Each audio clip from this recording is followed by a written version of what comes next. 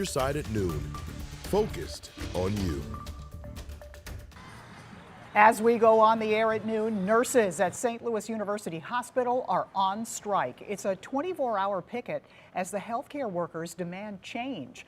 Thanks so much for being here. I'm Kay Quinn. The strike started just a few hours ago and a rally just wrapped up. 5 on your side's Justina Coronel joins us live from the hospital. Justina, what can you tell us?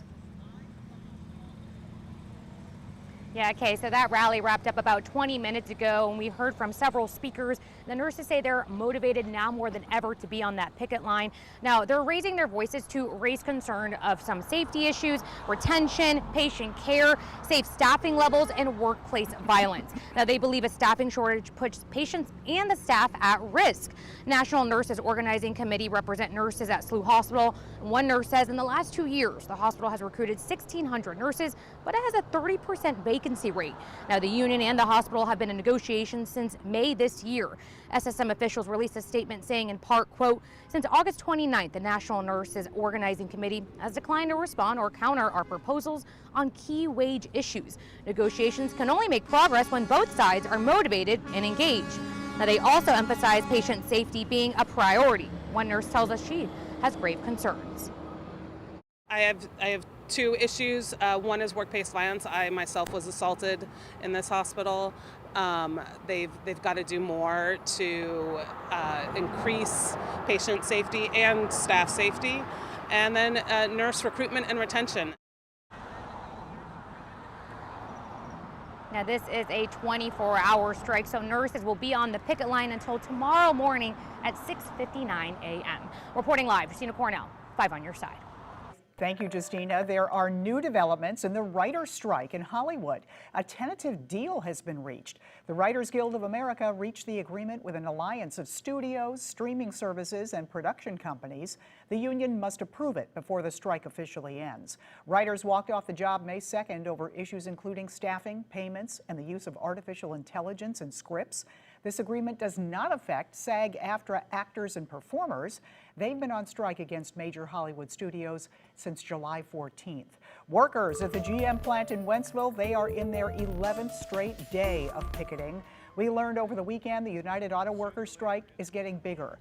Automakers walked out of dozens of additional factories across 20 states. The targeted strikes against General Motors, Stellantis, and Ford began after the union's contract with the companies expired September 14th.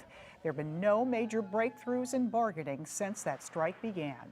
How should the city of St. Louis spend the Rams settlement money? The NFL team left the region in 2016. In a settlement reached 5 years later, the NFL agreed to pay $790 million, money to be split between St. Louis City, the county, and the Regional Convention and Sports Authority. Now you can voice your opinion on how it should be spent. 5 on your side's Mercedes McKay has details about a public meeting. It's been a hot topic since the Rams left St. Louis back in 2016.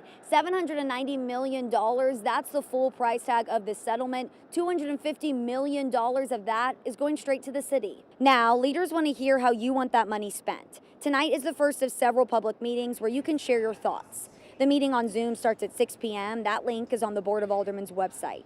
This is the first of several public meetings, with 2 more happening on October 25th and December 2nd. If you can't make any of the public meetings, you can also share your opinion through an online survey. That survey is open through October 13th.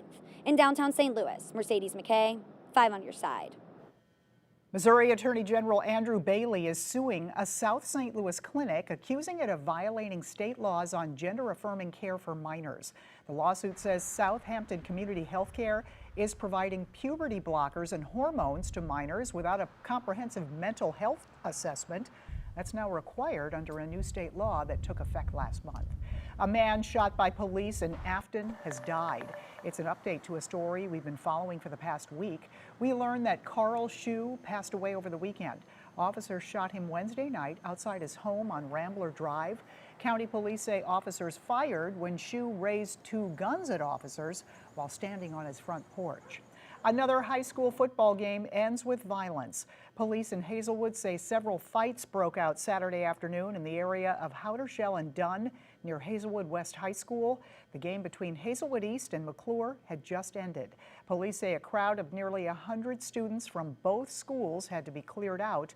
They took 2 minors into custody. Something to be aware of if you're in the Metro East tomorrow. Mid-America St. Louis Airport will conduct a training exercise from 12:30 to 3:30 p.m. The exercise will involve a fictional scenario of an aircraft experiencing a hard landing leading to structural damage in a fire. Several emergency agencies will be on site to respond to that mock drill. Officials will restrict traffic into the airport. All right, so good flying weather out there right now, and we had a front that barely moved through the area, kind of dissipating as it's moving into the St. Louis metro. High yesterday, 87. The day before that on Saturday, 88. Today, 86.